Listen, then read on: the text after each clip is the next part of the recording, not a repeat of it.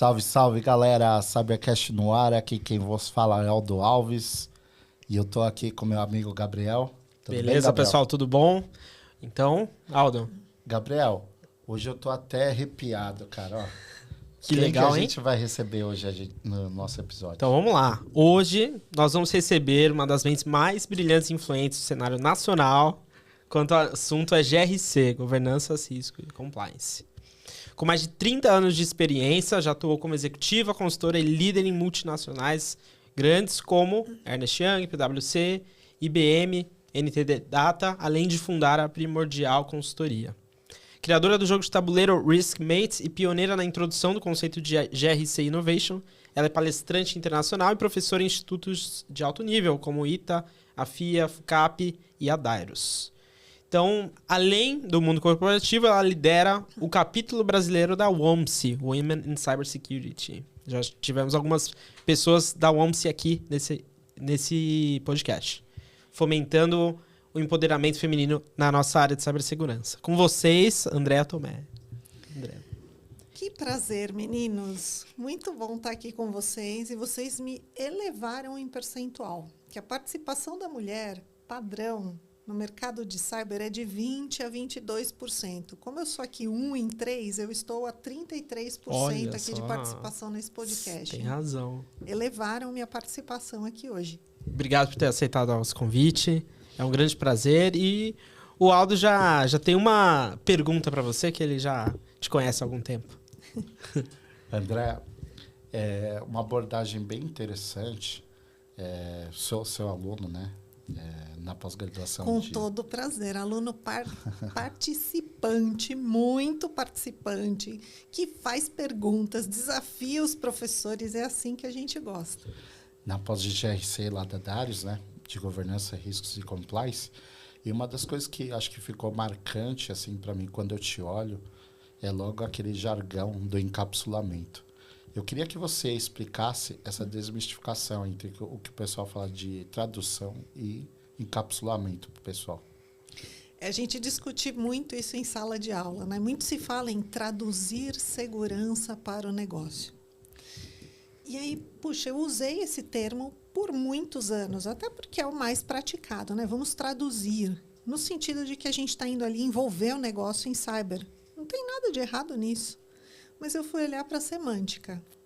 Traduzir significa só informar, ou talvez levar conhecimento. Quando, no fim das contas, a gente precisa de pessoas envolvidas. Precisa de uma área de negócio que entenda daquilo que a gente faz, da importância daquilo que a gente entrega. E se a gente olhar na prática, se eu estiver ali só traduzindo cyber todos os dias, falar num linguajar acessível, trazer a área de negócios ali para assistir as palestras, aprender com os testes de phishing, naturalmente, que são executados, eu não estou conscientizando efetivamente essas pessoas. Eu estou informando e capacitando, que é diferente.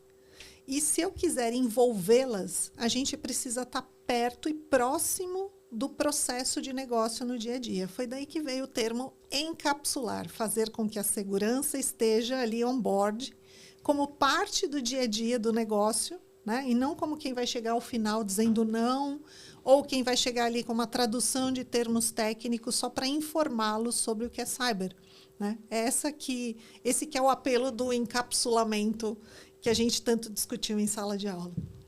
Ô, Andréa, e na sua opinião aí, com a sua longa experiência e sua vivência, qual que é o calcanhar de Aquiles de gestão de riscos que você colocaria no Brasil? E aí essa pergunta não está direcionada só para segurança, né? Porque acho que gestão de riscos é a disciplina que é voltada para análise de causa e consequência, e inúmeras causas chamam inúmeras consequências, independente da natureza, o que passa pelo risco tecnológico e cibernético. Mas eu acho que hoje a gente precisa trabalhar um pouco da essência da disciplina. Eu acho que o grande calcanhar de Aquiles é a gente não usar a disciplina de gestão de riscos como algo preditivo, como algo preventivo também, né? Preditivo no sentido de prever o que pode acontecer e preventivo antes que aconteça. Tem muita gente que conduz ali análise de risco e matrizes de riscos depois que os seus riscos se materializam. E o que é um risco materializado? Incidente, problema, crise, desastre, tudo aquilo que se materializa é um risco pós-mortem. Tem muita gente que direciona suas matrizes de riscos como um registro daquilo que já aconteceu. Isso é que eu acho que a gente, de alguma forma, em muitos casos, precisaria rever e modificar. André, aproveitando a sua resposta aí, você não acha que tem uma área dentro de segurança da informação que se conecta demais com o GRC, que seria Cyber Threat Intel, essa parte preditiva, preventiva, e chegou agora, talvez a gente tenha que se integrar mais GRC e Cyber Threat Intel? Essa é a conversa prioritária quando eu tenho encontro com 2 ícones de cyber, né? Com o Anquises e com o Bordini. Pode mandar um abraço para ele, inclusive. Com certeza. Um abraço, queridos. Quero ver episódios aqui com vocês. Mas o CTI hoje trabalha muito com a visão de prevenção e preditiva. Ah, mas eles vão lá ver se o dado já vazou, se está lá de alguma forma. Esse é risco materializado. Agora, eles trabalham muito na prevenção e o que mais me atrai no profissional de CTI, na missão dele, é ter a visão de todos os domínios de cyber, a visão 360. Então, eu converso muito com eles nesse sentido. Poxa, CTI tem o perfil do profissional que eu sonho ter em GRC. Que dirá se a gente pudesse juntar as duas coisas, sabe? Eu imagino, e aqui eu não vou conjecturar, tá? Os profissionais de GRC não me entendam mal, e os profissionais de GRC, principalmente em cyber e tecnologia. Eu acredito que num futuro próximo, se a gente tiver êxito e sucesso, eu não vou ter mais o profissional nichado em GRC. O profissional de Red Team vai ter os conceitos de GRC embutidos ali naquilo que ele faz no dia a dia. O profissional de CTI vai ser o grande orquestrador de GRC, na minha opinião. Tá? E eu gostaria que isso acontecesse, eu não sei quanto tempo isso vai levar, mas eu gostaria de ver isso acontecendo. Porque, no fim das contas, a matriz de riscos ela precisa ser concebida olhando todos os elementos de cyber. Não só a visão de conscientização de pessoas, se as ferramentas estão bem configuradas ou o resultado ali de um teste de phishing. Eu preciso olhar os riscos inerentes, as vulnerabilidades identificadas. Aos tipos de indicador de comprometimento que a gente identifica pós-incidente. As análises de causa raiz dos incidentes, que a incidente não se restringe a hacking ou vazamento de dados. Incidente é tudo aquilo que, de alguma forma, não esteja alinhado com regras. A gente muito discutia isso, se bobear, mais de 20 anos, sobre a teoria do que efetivamente é um incidente de segurança. Compartilhar senha é um incidente? Sim. Segundo a ISO 27002, sim. Gerou algum impacto efetivo para o negócio? Ainda não. Até que se apure e algo aconteça por conta deste compartilhamento. Mas o compartilhamento é contra as regras, não é uma boa prática e tende a facilitar a materialização de um risco. Então, incidente já tem, no fim das contas, esta visão ampla, que eu acho que em muitos mercados e por muitos profissionais a gente está ali nichando para algo efetivamente ligado a um hacking ou um vazamento de dados. Né? Eu não ter visibilidade dentro de um SOC sobre algo que é extremamente explorado por atacantes é um incidente. E eu posso identificar isso preventivamente ou pós-mortem. Eu estou traduzindo em assinaturas e verificações ou casos de estudo, como vocês quiserem avaliar, dentro de um SOC, tudo aquilo que pode acontecer de adverso, para eu poder estar em modo escuta ativo, ou tudo aquilo que já aconteceu numa linha do tempo, não só com a minha empresa, mas o que está acontecendo no mercado, com a minha indústria, com concorrentes ou com parceiros, talvez no outro lado do mundo. Certo? Se eu não estiver com a visão preventiva ali, a live, dentro do que está acontecendo, isso pode ser caracterizado também como um incidente. Eu estou descumprindo a regra da essência para o qual o SOC ele foi desenhado e a forma como ele funciona, entende? Sim, não, total. Você comentou sobre o Red Team, sobre como fazer tudo isso que você está falando ser acessível para um profissional que acha que está entrando e principalmente numa graduação agora que tem bastante graduação, tem vários cursos, não só graduação, e ele acha que o hacking igual você comentou agora, né? Que o hacking é só isso e pentest é legal. Tá? Como que faz um profissional desse ter essa consciência que você falou? Eu vou trazer de novo para uma questão que a gente estava discutindo aqui, né? A culpa é de quem? Se ele olhar e achar que segurança da informação se restringe ao hacking. Eu estou há 30 anos de mercado, então eu sou culpada por 30 anos. Você vai ter algumas décadas e você vai ter outras de culpa nessa história, certo? Porque a gente está vendendo isso para o novo profissional de uma forma nichada. Eu já estou vendendo em silos. Eu tenho tanta coisa em cyber acomoda o profissional de RH, o profissional de vendas, o profissional de compliance, o profissional de privacidade, o profissional de ciência da computação, como foi minha formação, certo? E o novo entrante está olhando e falando, ou eu sou um hacker ou para mim não é atrativo, porque é a parte cool dessa história. É vendável, né? Você falar que...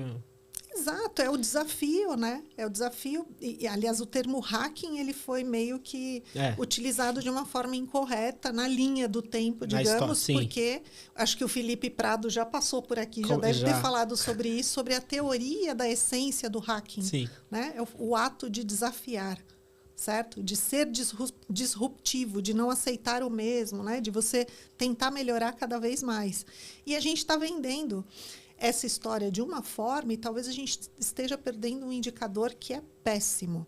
Segundo a pesquisa do AS Square sobre a força de trabalho, eu acompanho essa pesquisa desde 2018, até analisando workforce e a parte de diversidade. O né, Instituto, desculpa, qual? AS Square e SC2. Que eles todo ano eles publicam... Eles fazem uma pesquisa de segurança, mas também tem uma pesquisa sobre workforce. Um caderno de workforce, que é muito bom, aliás. E ali a gente está identificando, na última versão da pesquisa, que cyber está envelhecendo em termos de faixa etária. Eu adorei, gente. Adorei ver lá que o percentual de 50 mais em cyber ainda está ali maior do que a faixa etária de abaixo de 30. Adorei. Falei, puxa, eu sou essencial ainda. Né? Tem muitos profissionais aqui, geração X da minha geração, que vão ser necessários por muito tempo, e a gente traz essa bagagem para poder transferir para uma nova geração. Que nova geração é essa se eu não estou conseguindo atrair? A pirâmide era para ser assim, né? Novo entrante é um percentual muito maior, certo? Sim. 50 mais e baby boomer, topo da pirâmide. Até para a gente fazer essa passagem e tornar o negócio sustentável. Se não entram os novos, e uma das razões é exatamente eles sonharem em ser um hacker, alguns descobrirem que isso requer um conhecimento profundo tecnicamente que ele acha que não tem ou pode não ter, e ele também entrar na história de entender as publicações que dizem que em cyber somos todos estressados e com burnout. Isso também está influenciando muito, né? Resposta a incidente, deixa todo mundo estressado.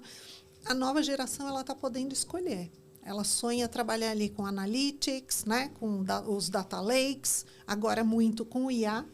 Qual é o atrativo que a gente, eu por 30 anos e vocês por algumas décadas, a gente está gerando para que nós tenhamos esse percentual de abaixo de 30 anos cada vez maior. Muito bom. Aí agora eu devolvo a pergunta para vocês. Ih, rapaz. E agora, Aldo? Pode voltar um pouquinho, André? É que eu estava concentrado numa pergunta aqui. Não, ele pode parar, você pode não me responder. Eu disse que devolveria a pergunta para vocês sobre o quanto a gente está conseguindo incentivar os novos entrantes para ter um percentual muito maior dos abaixo de 30 na nossa área. Eu fiz uma dinâmica. Eu dei aula por 3 anos na FIAP, de Pentest. E fiz uma dinâmica com os alunos, né? Presencial. De simular, né? Papéis. E eu acho que essa parte de... Até gostaria que você falasse um pouco sobre depois. Da parte de tabletop, simulação de crise. Eu fiz uma dinâmica com eles, dividi eles em grupos, mas cada grupo tinha um chapéu, né? Como simulando uma empresa. E fiz eles revisarem o trabalho um do outro. Um era um CISO. Fiz uma mini empresa ali dentro e foi uma das dinâmicas mais legais, assim. Foi um teste. E eu vi que deu muito resultado, por mais que alguns deles ainda não estavam trabalhando. Os que já estavam sabiam que era assim no dia a dia, e os que não estavam ainda tiveram mais ou menos um gostinho de como vai ser, né? Quando eles tiverem uma organização média, grande, né? E esse foi a dinâmica essa foi a minha contribuição, né? Foi uma contribuição nichada, né? Foi com algumas pessoas, mas, pô, já pode ter algum impacto. E aí eu queria que você falasse também sobre esses formatos de você conscientizar e além, né, óbvio, do próprio podcast, como a gente está fazendo aqui, eu queria que você falasse também sobre outras formas dessa conscientização, né, de fazer isso, e sobre simulação de crise, tabletop, ou simulações no geral, né, como que isso é importante? Eu acho que assim, o dia a dia e tudo o que acontece acaba tirando a gente de realizar muitas simulações. Simulação é o controle preventivo, é preditivo, né? A simulação te prepara para um momento adverso. Então, hoje a gente tem ferramentas simuladoras ou emuladoras de ataques, simuladoras ou emuladoras de crises, que podem ser crises de imagem, reputação, crise sistêmica, crise de mercado, de indústria, interpaíses. A gente vê muita crise nesse sentido. Alguns órgãos reguladores pedem para que algumas simulações sejam feitas em cima de indicadores, números financeiros. Banco Central, né? Exatamente. E até mesmo a questão de simulação de uma crise, de um ataque, para que a gente tenha ali as equipes de resposta a incidentes cada vez mais aptas e em linha de frente, prontas para um evento ali real, certo? E eu acho que segurança não é só isso, né? Eu tenho que ter a prontidão, eu preciso estar preparada para um ataque, mas quantos ataques no dia a dia a gente não sofre? E aí eu não estou falando de ataque cibernético. A área de negócio não compreendendo o que a gente faz. É adverso, certo? Posso qualificar como um ataque? Posso. Você está ali tentando envolver as pessoas, não está com a melhor abordagem e você não está tendo resultado. É um impacto adverso. Eu tenho planos que não conseguem ser realizados. Eu tenho promessas que a gente faz ali para conseguir o orçamento, para envolver o board, para envolver a diretoria e que, de repente, aquele ano, pelo volume de incidentes, eu não consigo entregar. Será que é mesmo só ataque cibernético que eu tenho que ter na pista? Né?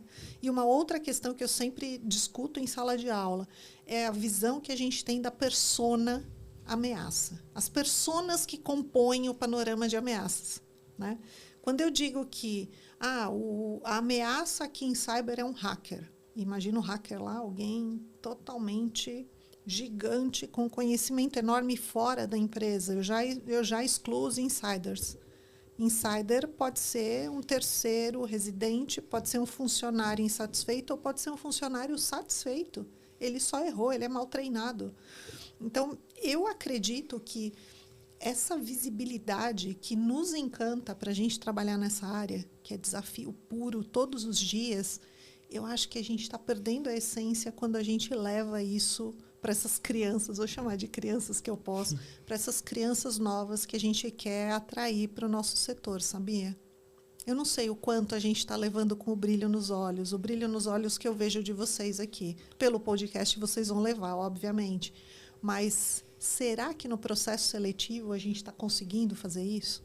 Será que quando a gente monta o job description, a gente está conseguindo mostrar, né, além das exigências ali que eu preciso do background daquela posição, o quanto aquela posição vai fazer esse profissional ganhar e crescer com aquilo?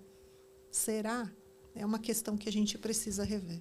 André, uma outra provocação, né, aproveitando que vocês tocaram nesse assunto, tive a oportunidade, né, de dar aulas, tanto para graduação quanto para pós-graduação, e para diferentes docências, né? Por exemplo, desenvolvimento seguro, segurança ofensiva, cyber threat intel.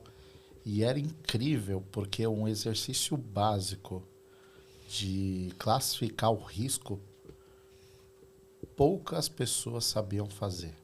Dentro de segurança ofensiva, trabalhando com Red Team, com Pentest, dentro de cyber threat intel, dentro de desenvolvimento seguro. Eu senti muita dificuldade dos profissionais de cibersegurança em classificar risco, entender mais. Por exemplo, tem a calculadora de risco, né? Por que deve usar a calculadora, como deve usar o vetor do risco, outros tipos de calculadora, enfim. Imagina se eu falar de quantificação de risco para essas pessoas. Vão sentar e chorar da mesma forma que se vocês me botarem aqui numa linha de comando hoje, eu vou sentar e vou chorar. Eu não sou de linha de código, de linha de comando. Eu sou visão preditiva. E a gente acaba transformando em silos o conhecimento, a função e o dia a dia. Entende? É o risco. Quantas vezes eu pergunto para o profissional de risco, a sua matriz de riscos envolve o que o pessoal de vulnerabilidades, análise de vulnerabilidades está detectando? Não. A sua matriz de risco envolve a natureza dos incidentes que ocorreram nos últimos tempos? Você fala com o pessoal ali de resposta a incidente? Não. Você olha ali os riscos, porque tudo que eu verifico no SOC é preventivo. E pode ser preditivo em termos de volume. Você está aproveitando os dados do SOC ali para retroalimentar a sua matriz de risco? Não. Então, assim, a recíproca é verdadeira. Eu não estou levando a cultura para esse profissional mais técnico e ele também olha e fala, Deus me livre, eu não vou ficar montando planilha. Porque a gente sabe, né, tem a teoria do profissional de GRC, que ele é realmente na linha do que a gente precisa, que é o integrador dessas áreas todas internas e que vai fazer análise preditiva e preventiva, mas também tem o que a gente chama de planilheiro, né? Aquele que vai montar a planilha só para atender algum requisito regulatório ou para atender o que a auditoria pediu. Tem muito disso, infelizmente. E aí, da mesma forma que eu relatei para você, né, que fazendo a meia-culpa, né, que a área técnica não conhece de classificação básica de risco. Por exemplo, já vi muito pentest classificado em sentimento, né? Por exemplo, essa aqui é baixo, médio, alto, crítico, com base em sentimento, sem nenhum vetor de risco, nenhum cálculo, nenhum framework conhecido global. Quando você vai explicar para o pessoal, nossa, nunca vi isso, enfim, né? E da parte de GRC também, tem um quem também, porque eu já conversei com várias pessoas da área de GRC, por exemplo, e foi explicar, por exemplo, o Red Team. O que seria o Red Team? Foi fazer um planejamento de estruturação de um programa de Red Team do zero. Quando eu falei para uma pessoa que o Red Team ele foca em 3 pilares, que é pessoas, processos e tecnologia, e não somente olhar para a tecnologia, cara, parecia que eu tava... O cara olhou para mim de GRC, o especialista de GRC, parecia que eu tava querendo tomar o trabalho dele. Aí, segundo a minha previsão, eu disse que vai tomar. Se o pessoal de GRC não olhar para o todo, o cara de CTI vai tomar conta. O cara de Red Team vai evoluir, porque você é de Red Team e você estava na minha sala de aula em GRC. Sacou? E aí eu passando, né, também aquela... por exemplo, quando eu falava de Red Team, do programa de Red Team, não só falando, por exemplo, a gente... Em Pentest, aqui, a gente só focava na tecnologia. Agora, com o Red Team, a gente vai focar em pessoas, processos e tecnologia, nesses 3 pilares. Aí o pessoal ficou meio incomodado. E falando um pouco mais de Cyber Threat Intelligence, parecia um mundo novo para isso, como se eu estivesse inventando alguma coisa e não existisse isso. Então, assim, acho que dos 2 lados, a gente tem 2 silos, um em Cyber e outro em GRC. Porque, por exemplo, para o especialista ele não estava tendo aquela visão. Então, falta também uma visão muito técnica e de classificação, assim, de saber o que é um Red Team, de saber o que é Cyber Threat Intelligence de verdade. Essas coisas ainda faltam e carecem dos 2 lados. E parece que são silos, né, que são levantados entre as 2 áreas. Né? Exato. Não tem ali a... Elas foram criadas e desenhadas para se conversar. Era para ter convergência. GRC deveria ter a missão de integrar todos esses domínios de cyber, conseguir consolidar isso em números ou tendências e fazer a tradução desses elementos para requisito de compliance, sim, para normativo, sim, porque é onde a gente define as regras, mas também conseguir traduzir isso em um linguajar mais executivo para assessorar o CISO para quando ele vai para uma reunião de diretoria ou para uma reunião ali de board com o conselho. Esta é a teoria. No dia a dia, a prática se comporta de formas totalmente diferentes por N motivos. Tá? Mas eu vejo que cada dia mais a gente tem uma justificativa para continuar trabalhando em silos. Esse que é o problema. Ô, André, e a gente falou sobre encapsulamento, né? Você explicou a diferença de tradução e encapsulamento. Na sua opinião, como um líder de cibersegurança, de segurança da informação, ele pode fazer um shift estratégico para tornar cibersegurança como um enabler de negócio? Então, a gente tem aqui uma questão que criou-se a teoria do BISO, né, do Business Information Security Officer, que é onde você tem ali pessoas da área de segurança que estão próximas do negócio. Há quem coloque esses BISOs nas áreas de negócio só para ser ali um captador de demandas. E aí não funciona de acordo com a essência que foi criada a estrutura, concorda? Se é só para ter um captador de demanda, eu não preciso de uma pessoa, né? Coloca ali uma abertura de ticket e diz, Aldo, eu tenho um projeto de desenvolvimento de um novo sistema aqui, preciso que você venha trabalhar a visão de segurança, né? Antes que seja tarde, digamos assim. A estrutura de BISO, para conseguir transformar essa questão de proximidade, né, de uma forma positiva cada vez mais, seria a gente conseguir identificar qual é a estratégia de cada área de negócio dentro de uma estratégia maior, que é a estratégia corporativa. Como essas áreas são medidas, o que elas têm que entregar para o negócio e aonde a gente faz diferença.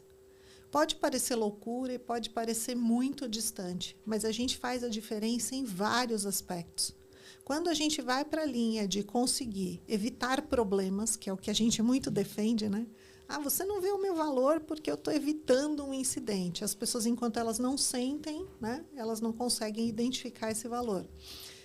Isso também é um benefício, só que a gente não está conseguindo mensurar. Tenho X tentativas de ataques barradas por dia na aplicação de e-commerce da minha empresa. Barradas e neutralizadas. Mal sucedidas. Certo? Porque as pessoas só sentem o impacto das tentativas das bem-sucedidas, digamos assim. Então, chegar até a ponta e ver, bom, o objetivo desse processo, vamos pegar um simples como exemplo aqui, gestão de terceiros. Terceiro tem numa empresa como um todo. Eu tenho terceiros residentes e tenho terceiros não residentes, como as consultorias, por exemplo. A empresa tem ali, dentro de um fluxo de gestão, que ela tem a especificação de requisitos em contrato, requisitos obrigatórios, política ali anti-trabalho escravo, né? Política de segurança do trabalho, tem anexo de segurança da informação, anexo de privacidade, tem toda uma engenhoca no processo para construir isso. Ok. Definiu o contrato, negociação com o fornecedor. Legal, negociou com o fornecedor. Antes disso, até tem um processo de seleção, chama, convida, avalia a proposta, tem critério, alguém ganhou. Selecionou o fornecedor, tem todo um processo de onboarding. Quem vai receber? A equipe do Aldo? Ok, coloca para trabalhar. Quem monitora? Como vai ser? Tem PMO, não tem PMO? Isso tudo é um processo de negócio. Aonde a gente entra enquanto segurança, além do anexo de contrato? Puxa, não é tão difícil, cara. É só eu ter o carinho de olhar e falar, bom, eu entro no anexo do contrato, mas o meu third party risk management aqui de cyber tem que olhar se aqueles requisitos de segurança e de privacidade estão sendo cumpridos. É um benefício. Segundo benefício. Mas para que você vai fazer isso? Eu vou te trazer os índices de quanto as empresas estão, através de problemas de terceiros, sofrendo um risco ali que a gente chama de contágio. Certo? Que não é meu, veio da ponta e acabou interferindo na minha operação. Saiu de contrato de verificação de third party risk management, como é que eu monitoro o dia a dia?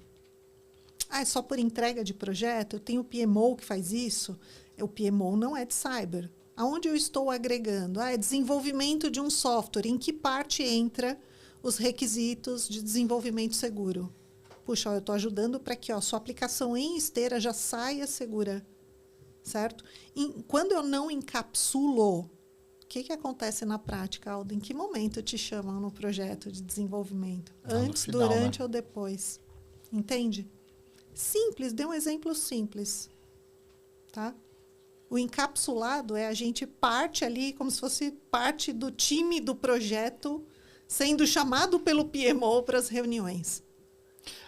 É como se a gente não estivesse participando, né? Subindo na mesa do board para ser envolvido, as decisões são tomadas e a gente só entra no momento de... E você concorda que, assim, o board sabe que ele investiu num sistema e que esse sistema tem uma saída, que é uma entrega. Mas ele não sabe se tem segurança, se não tem segurança. Ele vai saber só quando acontecer um incidente que ele vai descobrir e vai falar, não tem a segurança adequada. E as pessoas nem sabem aonde precisa ter segurança e como a segurança precisa ser abordada em cada etapa, né? Cabe ao profissional ter essa leitura e essa visão holística, né? Para determinar. O sonho de consumo é que o dono do projeto, se eu estiver encapsulada, me venda sem mim. Na hora que ele apresentar o resultado do projeto, está aqui, ó, o código, desenvolvido por um terceiro já desmobilizado, eu tenho fonte, tenho tudo aqui armazenado, não dependo mais dele, foi feita transferência de conhecimento, código em produção, ok, e seguro. Que a área de negócio consiga me ver aonde eu estou ali como participação daquele objetivo. E ela mesma vai falar que o código foi entregue com segurança. Ah, mas como assim? Ah, tá. Aí sim eu vou chamar o Aldo para me explicar um pouco melhor quais foram os requisitos e o que a gente conseguiu refletir no projeto. Uma coisa que eu vejo, né, que as empresas não têm tanto aquela maturidade de fazer como se fosse o diagrama de Turtle, que se usa para a BIA, né, para você mapear os processos que estão entrando, saindo, as tecnologias, para você poder falar... precisa desse tratamento de segurança específico, né? Precisa de um cara que entenda de legislação, precisa de um teste específico, de um Red Team, de um pen test, precisa, enfim, de alguém que tenha essa visão holística, né? Porque hoje, até com o advento da inteligência artificial, o que a gente está fazendo é delegando toda essa parte de entendimento do nosso negócio para a inteligência. Que a gente coloca a inteligência sem contexto e manda cuspir. Exato. Só que a gente não dá o contexto do nosso negócio para poder customizar, né? Sabe o que desespera? Saber que nós não somos os únicos chamados ao final de um projeto. Tem muita área de back-office, de suporte, que também entra ao final.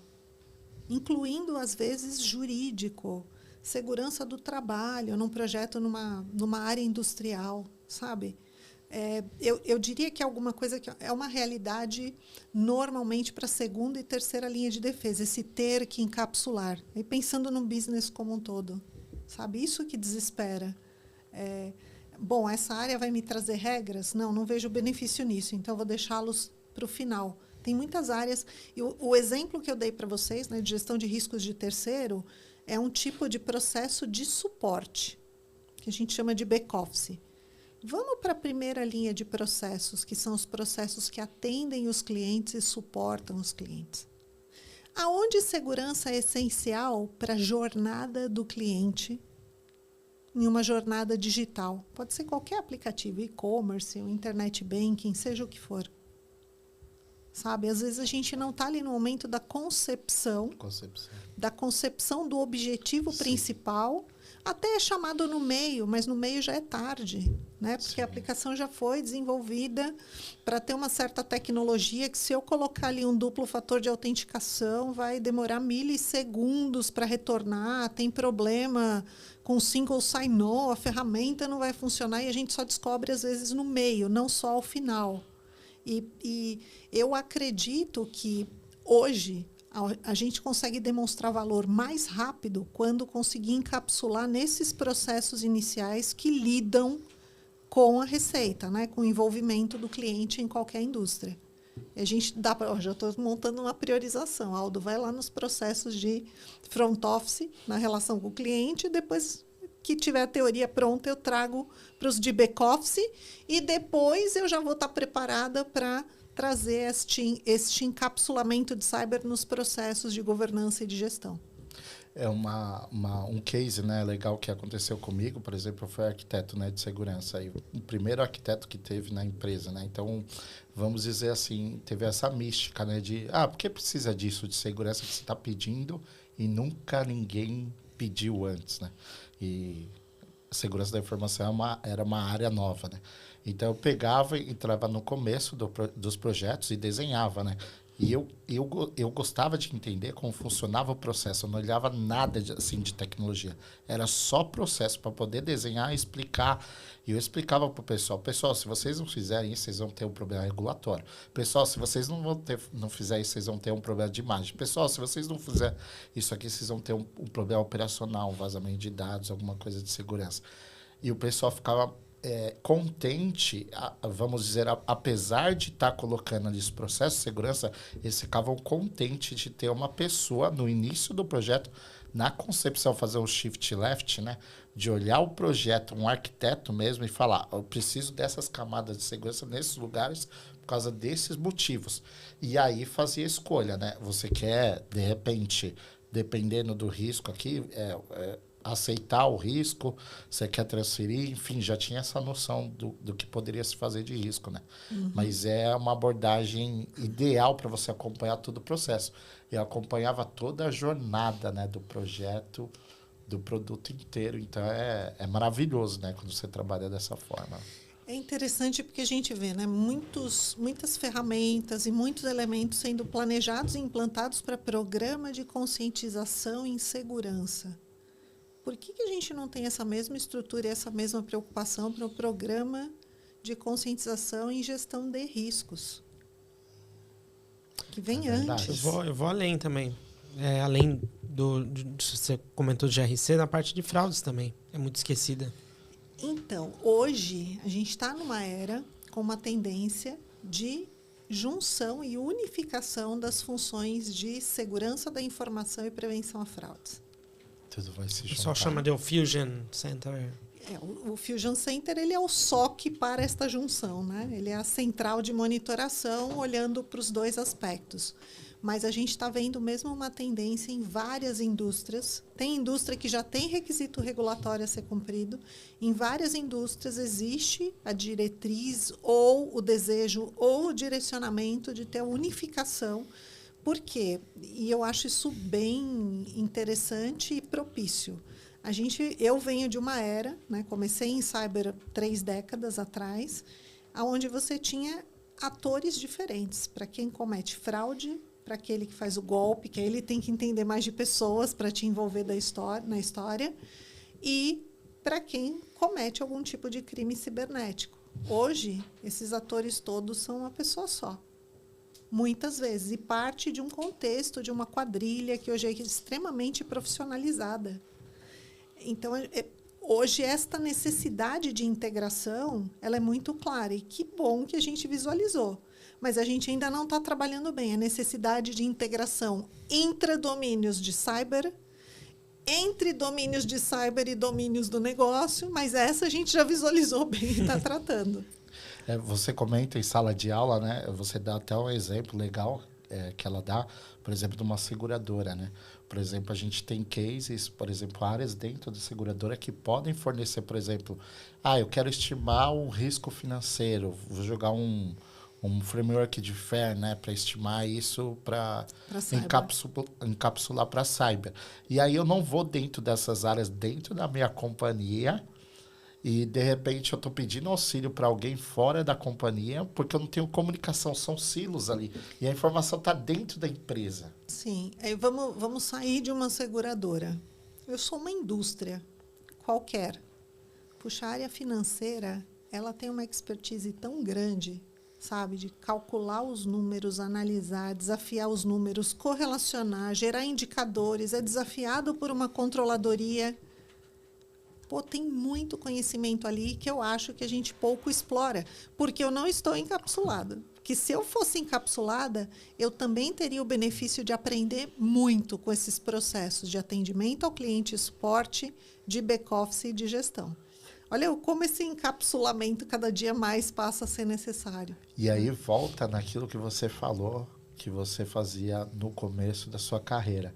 Quero olhar para a governança, vamos dizer assim, empresarial mesmo, do todo. Porque a gente está tendo esses silos, né? São silos. E aí são silos de confiança, porque às vezes o cara de cyber ele não quer falar, ou ele, não, deixa que eu falo esse risco lá em cima para o board. Não fomenta ali enquanto departamento, porque ele pode levar e fica Não é uma coisa que todo mundo está fazendo em conexão conjunta ali. Né? Esse negócio de integração não é amizade, tá? Em 2000, ali no início de 2000, a visão de gestão de riscos e Enterprise Risk Management foi uma encomenda dos CEOs das empresas. Para quê? Para que eles pudessem olhar e dizer aonde eu estou jogando bem e onde eu estou jogando mal. Aonde é que estão meus maiores riscos? Aonde eu tenho que investir mais? Onde eu preciso ter mais cautela? E assim vai. Esta foi a encomenda.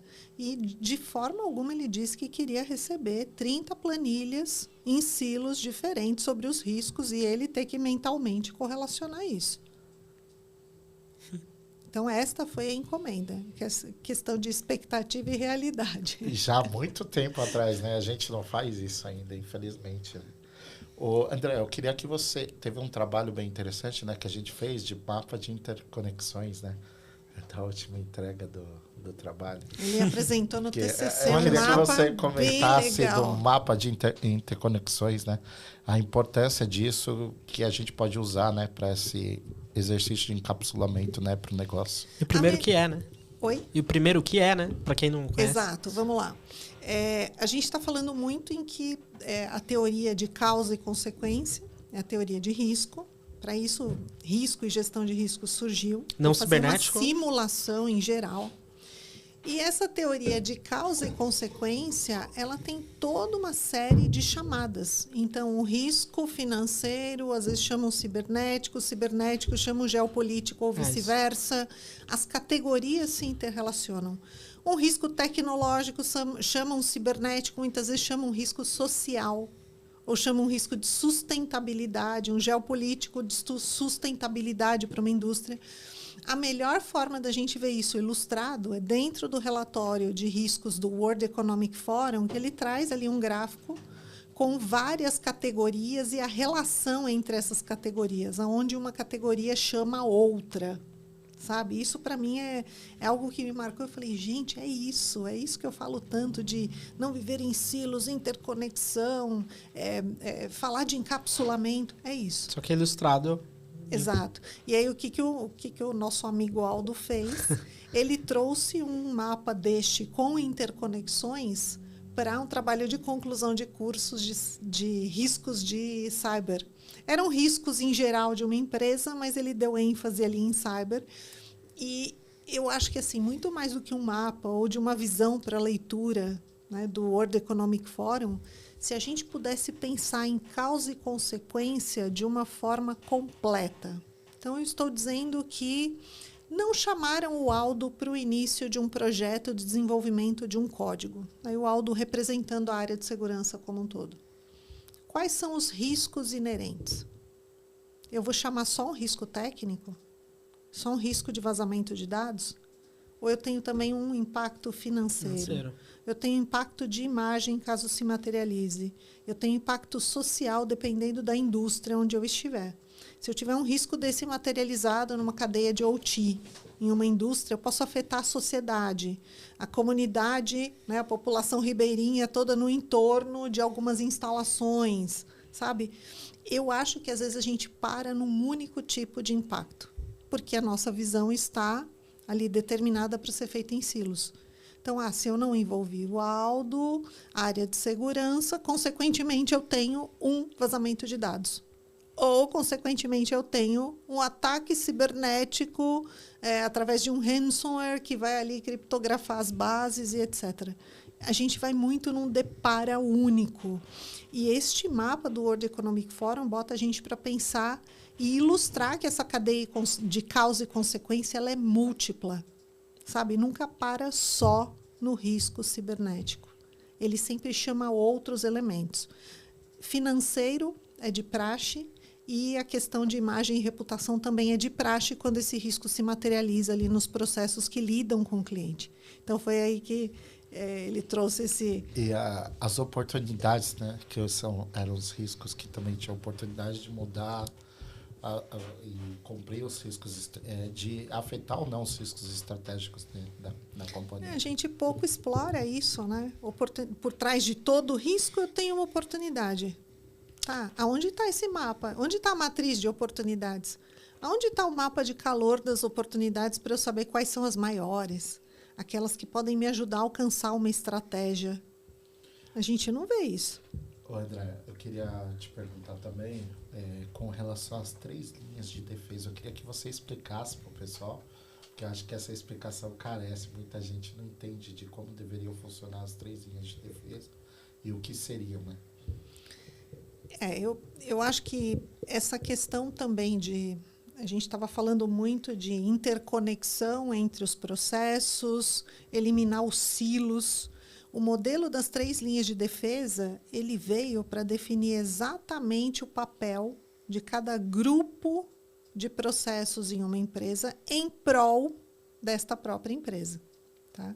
Ele veio ali de uma lei europeia que o Instituto, por sorte, né, isso chamou a atenção do Instituto Internacional de Auditores Internos, ele passou a publicar, até ali na referência nas suas publicações, e eu acredito muito naquilo, mas acho que a gente está muito longe.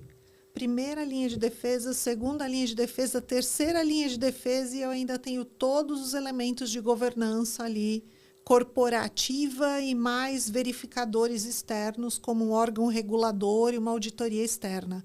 Então seria quase que 5 linhas de defesa, certo? Primeira, segunda, terceira.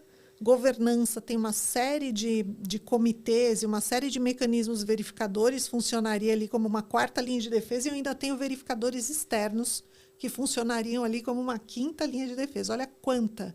Linha de defesa do quê, gente? De adversidades. Quantas adversidades e riscos a gente vê materializados todos os dias? Tá?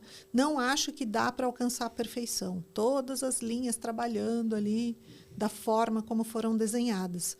Mas a gente precisa trabalhar na consciência de que a primeira linha de defesa, ela tem que conseguir identificar os seus riscos, trabalha, executa, mas monitora aquilo que está executando, né, em prol dessa execução com qualidade, ágil. E, em cima de tudo o que acontecer, ela busca melhoria contínua. Primeira linha de defesa. Então, se eu definir como exemplo ali o processo de gestão de terceiros, que a área ali de gestão de terceiros tenha um ciclo PDCA completo. Planeja, executa, monitora e melhora. E a gente vê que, na prática, isso muitas vezes não acontece. Porque eu cheguei com uma auditoria nessas pontas várias vezes e digo... Mas cadê as suas atividades de monitoração? Como é que você sabe se os controles estão funcionando? A auditoria checa para mim uma vez por ano. A auditoria é a terceira. Então, eu já olho e falo, sintoma de que a primeira não se vê como linha de defesa. Aí, eu tenho a isenção da primeira linha. Aí, primeira linha se isentando, não é comigo, fala com a auditoria.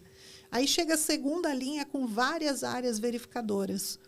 Gestão de riscos, compliance, qualidade, governança de TI de segurança estariam nesse elemento. Passos ali da controladoria, que finanças é primeira linha, mas alguns elementos de controladoria podem ser caracterizados como segunda em algumas empresas.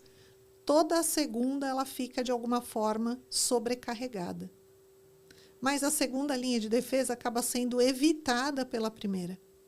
Porque a primeira diz, vou chamar o Aldo... No começo do projeto, ele vai vir ali com elementos de indicador e governança de segurança.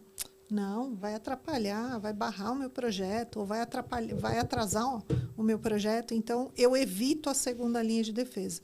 E acabo sobrecarregando a terceira, porque a primeira responde, a checagem é lá auditoria, uma vez ou 2 por ano.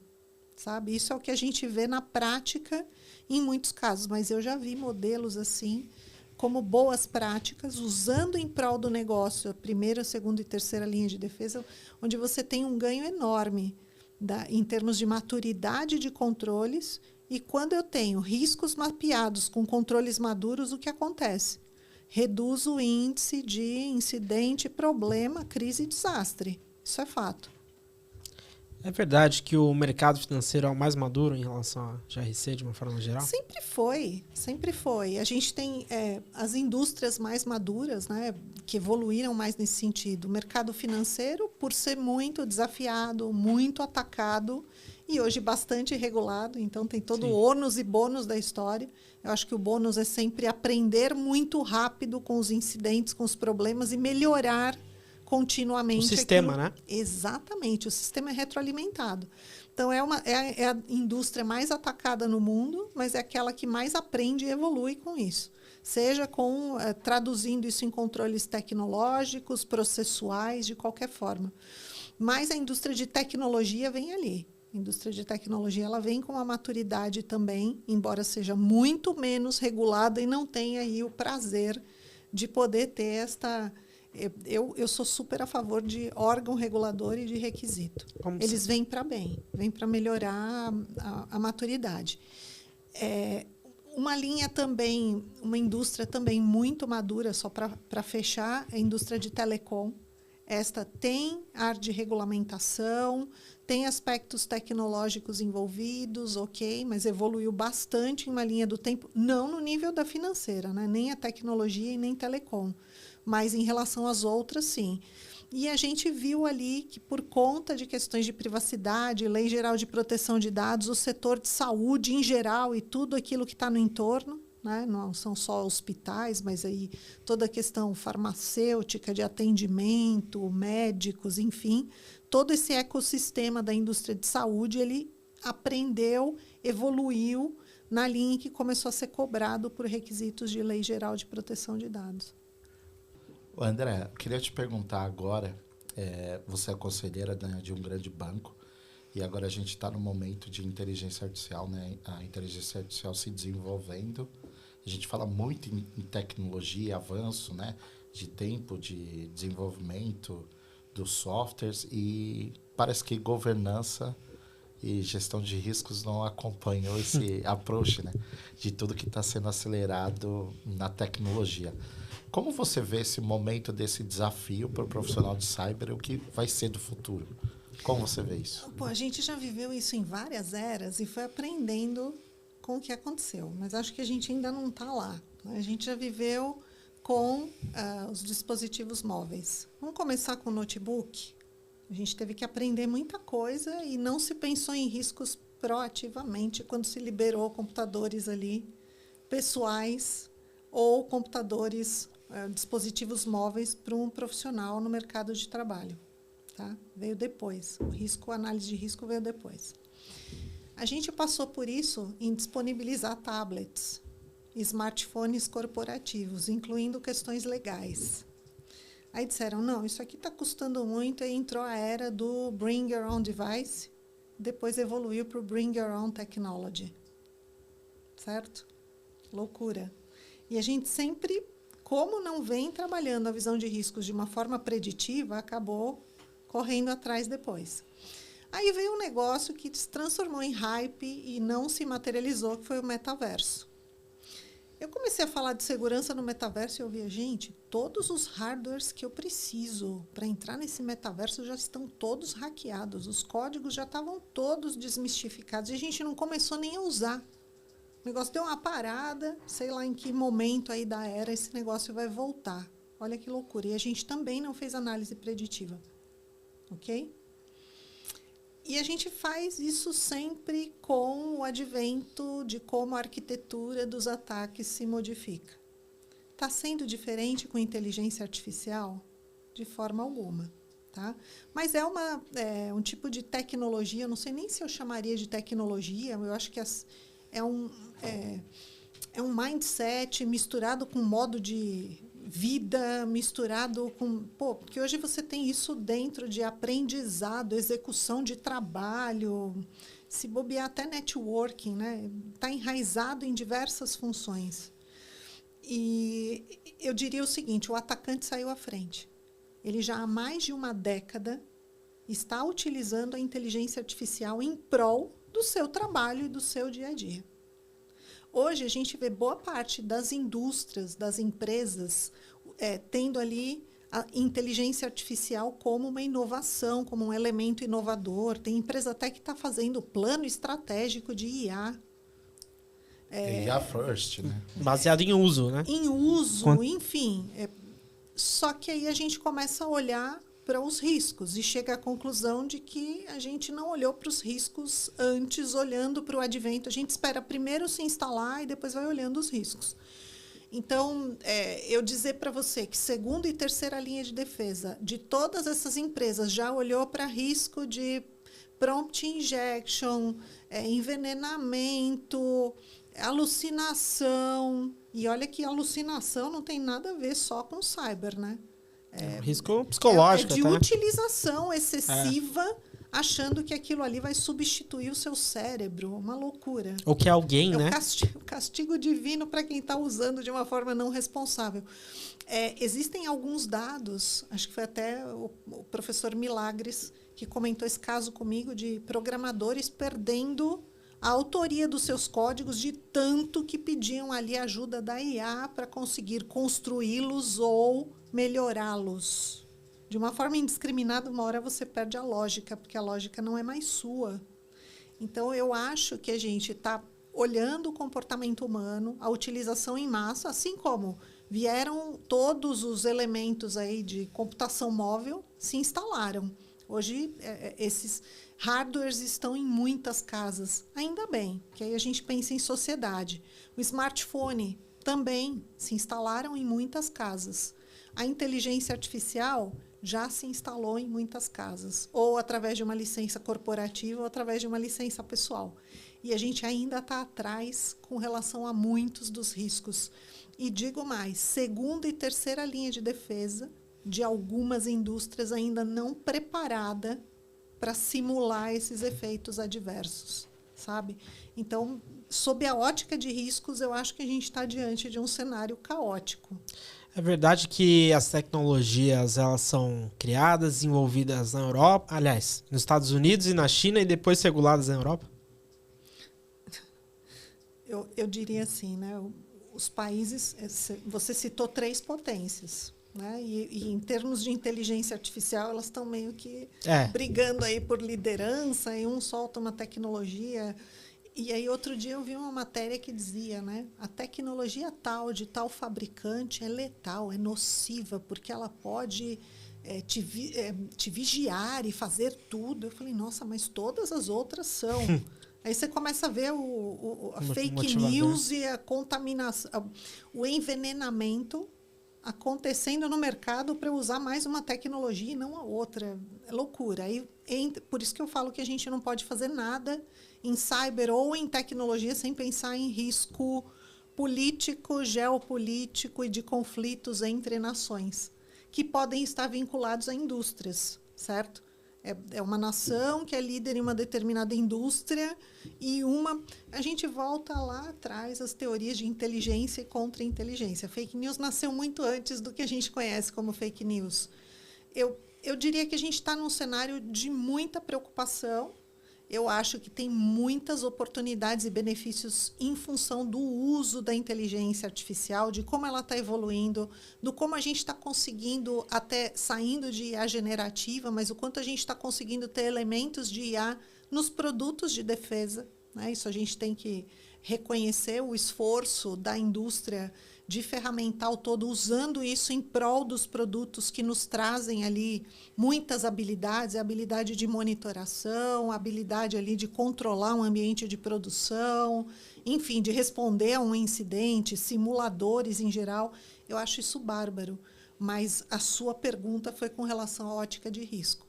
E eu vejo poucas empresas que estão com uso, às vezes, massivo e bem ali como um grande case de mercado, sem desafiar todos os elementos de risco. E aí eu não estou falando só de risco de segurança, né? Se eu disser que uma pessoa usar a IA indiscriminadamente e não revisar aquilo que obtém da IA é um risco tecnológico ou de cyber, eu estou mentindo. A natureza não é essa. É uma natureza comportamental. E aí eu deixo aqui também uma reflexão. Quantas áreas de recursos humanos estão montando suas matrizes de riscos com relação ao uso da inteligência artificial? Eu diria que pode tender a 0. A maioria está dizendo inteligência artificial é uma tecnologia, a área de tecnologia e a de segurança é que tem que se responsabilizar por essa matriz. Tá? A gente está falando de mudança de mindset, de comportamento humano. Então, bem preocupante o cenário. A gente, por exemplo, em AppSec, né?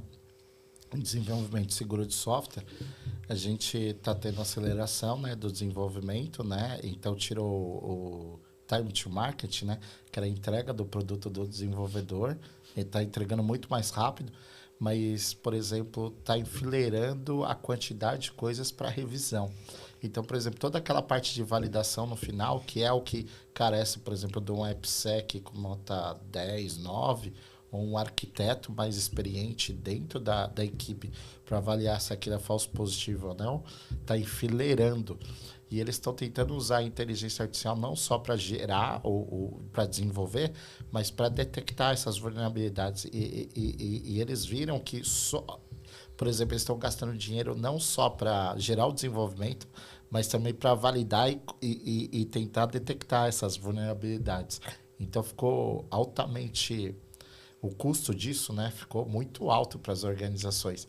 E a gente estava, por exemplo, com uma abordagem de AppSec antiga, vamos dizer assim, dinheiro limitado de investimento, e agora triplicou, né, o custo do investimento. A gente acelerou, tirou o problema do lado de desenvolvimento e passou o problema para a validação de cibersegurança. Só que a gente está acumulando. Aí a minha pergunta é, durante esse momento que a inteligência artificial está se desenvolvendo, a gente não tem solução para tudo do que ela está fazendo, né? A gente tem grande parte das vulnerabilidades. Mas, por exemplo, será que o board das companhias está ciente disso? Que eles estão acelerando muito e nem a tecnologia atual está provendo esse tipo de amparato para a gente de governança e respaldo. Então, é como se a gente estivesse gerando muito mais débito técnico, que a gente pensa no hacker, claro, que vai explorar uma vulnerabilidade. Mas a gente está gerando uma bola de neve que no final pode ser que a gente... né? O financeiro da sua empresa não precisa ser complicado. Você pode ter operação e gestão financeira por assinatura. Com a Inspira Capital, sua empresa ganha automação, gestão estratégica e mais clareza para crescer com segurança. Inspira Capital, o financeiro do seu negócio no modo automático. Empresas travam quando o crescimento vem sem alinhamento. A Síntese Global atua destravando a escala de negócios por meio de clareza estratégica, alinhamento operacional e execução inteligente. Síntese, transformando complexidade em crescimento sustentável. A QD7 Cybersecurity entrega soluções avançadas em cibersegurança, infraestrutura e proteção de dados para empresas que não podem parar. QD7 Cybersecurity, na era pós-quantum. Sua empresa precisa de presença, estratégia e resultado? A Kind é uma agência full service que une branding, conteúdo, tráfego pago e marketing digital para transformar a atenção em crescimento real. Kind, criatividade com performance para marcas que querem escalar. Se a gente não está tratando isso bem em primeira linha de defesa, porque quando eu falo está muito preocupante, é a forma como a gente usa e pouco desafia ainda em primeira linha de defesa. Segunda e terceira linha de defesa talvez ainda não preparadas, olhando para o mercado em geral, para ter esse desafio. Eu acho que nesse cenário eu não estou levando benefício para o board, né? Eu posso estar chegando como benefício de que, olha, agiliza, reduz a dependência em pessoas, otimiza. Aí estão falando muito de redução de cargos, de papéis, de volume de pessoas. Aí está chegando, Aldo. Porque sabe qual que é o meu receio, André? Vamos dizer assim, é como se hoje tivesse na nossa mão, de nós, de tecnologia, acelerar o papel do quanto a gente deveria acelerar e gastar. Eu vou jogando token, vou acelerando, vou fazendo scanner, tudo. E o apetite de risco, que por exemplo, eu tenho que acelerar até aqui. A minha missão e objetivo é esse. De repente, eu tenho que entender aonde eu vou parar com isso. Aonde organicamente, aonde eu não vou provocar um cenário de catástrofe disso. Até quando eu posso acelerar.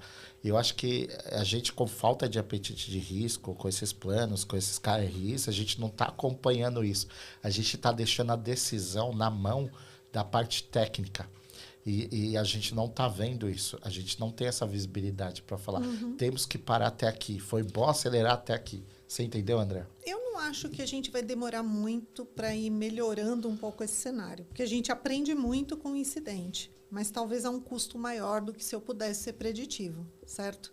É óbvio, né, que as questões de envenenamento, prompt injection, as questões de alucinação já estão presentes, estão na mídia, estão ali impactando o dia a dia das empresas.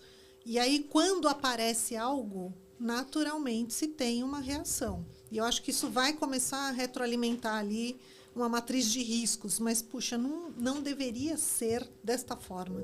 Até porque a gente está com uma adoção muito veloz, né? Eu acho que hoje a gente tem muitas possibilidades de uso, muitos casos de uso, alguns passando por TI, outros não, se transformando no Shadow IT de antigamente.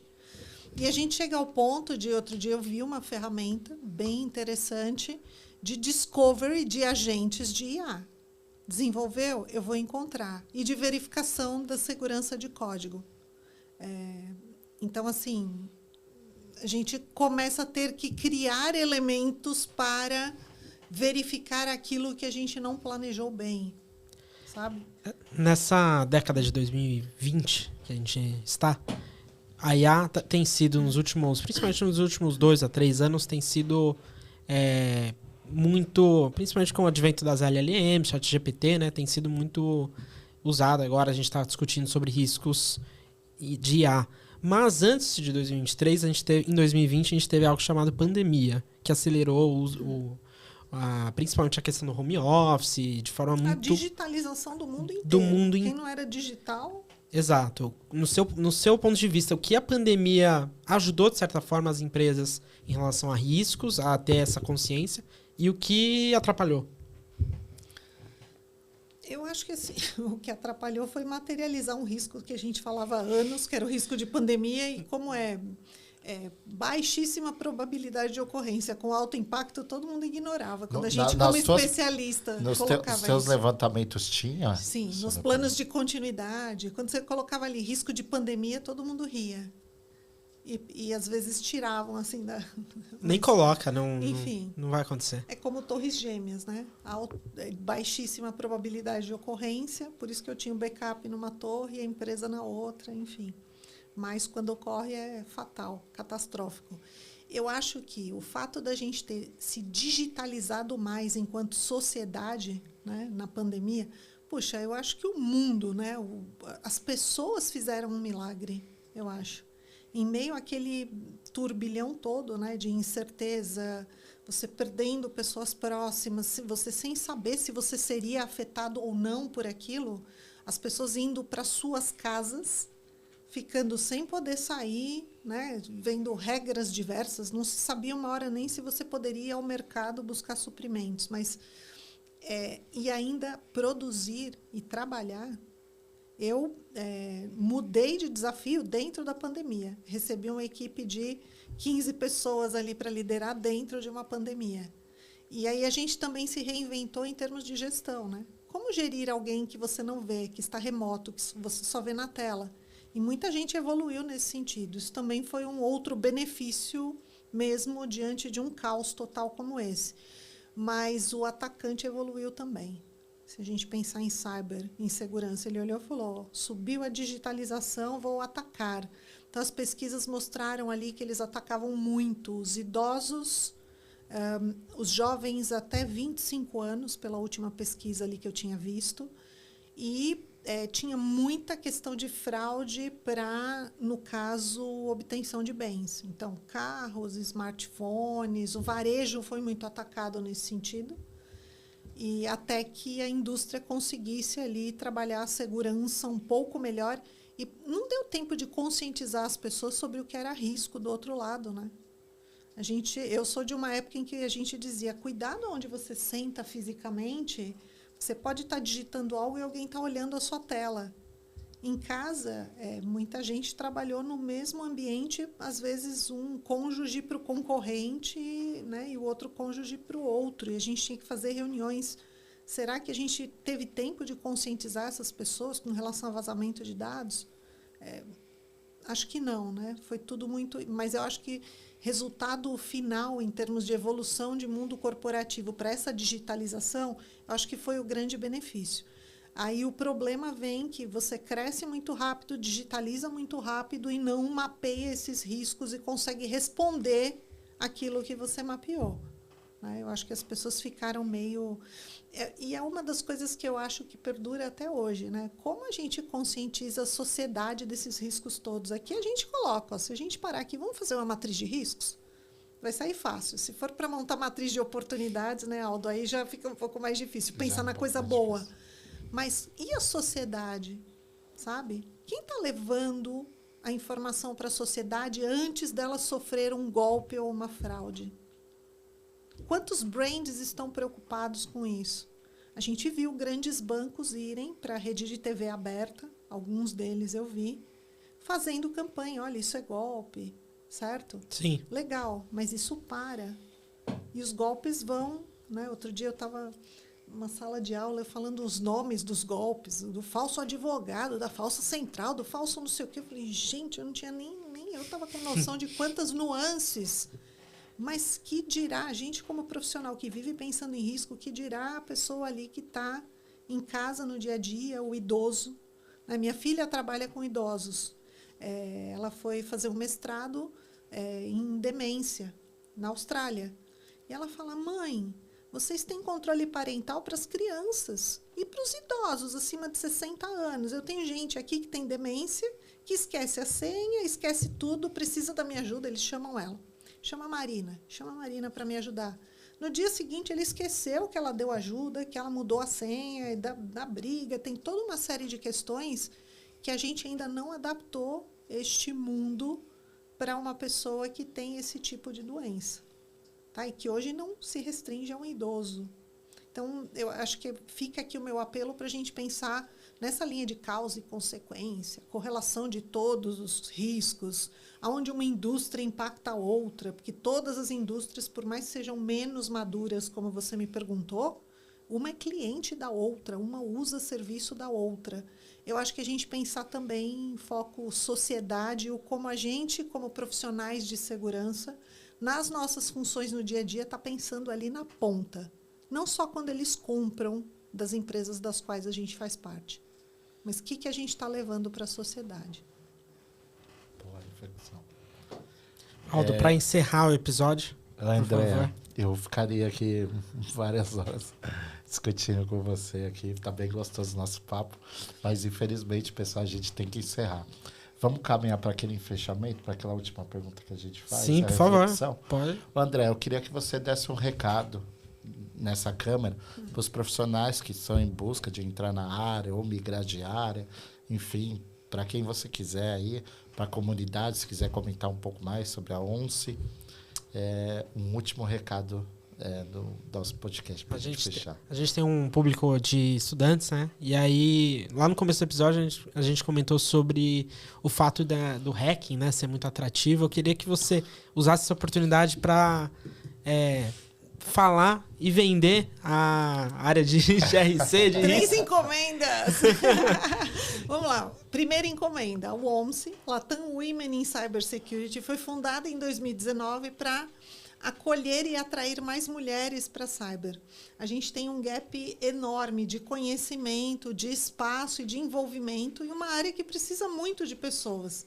Então, essa é a missão da OMSE, que é latino-americana, tem mulheres cadastradas ali de mais de 40 países, entre as latinas que vivem em um país da América Latina ou que tenham migrado para trabalhar num outro país. Então, a gente tem uma missão mágica aí de conseguir atrair mais mulheres, acomodar mais mulheres, capacitar, mas sem separatismo, sem separar ali homens e mulheres. Pelo contrário, a gente tem uma célula de OMSEs He for She, que são os homens que estão sempre conosco, até por serem maioria nessa jornada. Então, para quem tiver interesse, é www.womse.org, W-O-M de Women, C-Y. Então, essa é a primeira pergunta. A segunda pergunta era mensagem, né, para esses novos entrantes. E eu diria o seguinte, né, é uma área super desafiadora. Eu acho que existe uma preocupação e um estresse geral em qualquer profissão. E existe no mundo de cyber muito mais desafios do que unicamente, exclusivamente se pensar em hacking. Tá? Você pensar em risco humano, você pensar na simulação ali, o pessoal de inteligência simulando a cabeça de um fraudador, de um atacante. Isso não é linha de código, isso não é hacking, isso não é red team. Né? O desafio de você conseguir estruturar de uma forma compreensível o que precisa ser seguido em termos de controles em uma política. Há quem diga isso aqui é papel. Cara, tem toda uma engenharia por trás de como a gente escreve uma regra, de como se escreve um controle. O desafio de gestão de riscos, aí não sou lá... eu vou puxar a sardinha, né? Essa questão de análise de causa e consequência, que é mágica. A visão de governança, né? Para levar um pouco do valor que a segurança tem para o negócio. Gente, tem um mundo dentro de cyber. Os times de monitoração, de resposta a incidente, de análise forense para buscar evidências. Os times, como o Aldo mencionou, de desenvolvimento seguro, de identidades e acessos, tem um mundo. Tem tanto desafio dentro de cyber que eu diria assim, que é um menu completo de opções para quem está buscando realmente uma carreira duradoura e que traga assim, possibilidades enormes de migração e de se acumular conhecimento cada vez mais. Essa é a questão. Eu diria que nós somos privilegiados por poder atuar com cyber, né? E a gente está em busca aí de novos talentos para suprir essas equipes e eu poder ali, em um futuro, em algumas décadas, me aposentar e me sentir segura ali da minha casa de que vocês estão cuidando bem dos ativos do mundo. Que bom, muito bom. André, foi um prazer te receber. Prazer, André. E Aldo, por favor. Acho que é isso, então, pessoal. A gente fica por aqui. Até o próximo episódio do Cybercast. Fiquem seguros. Abraço.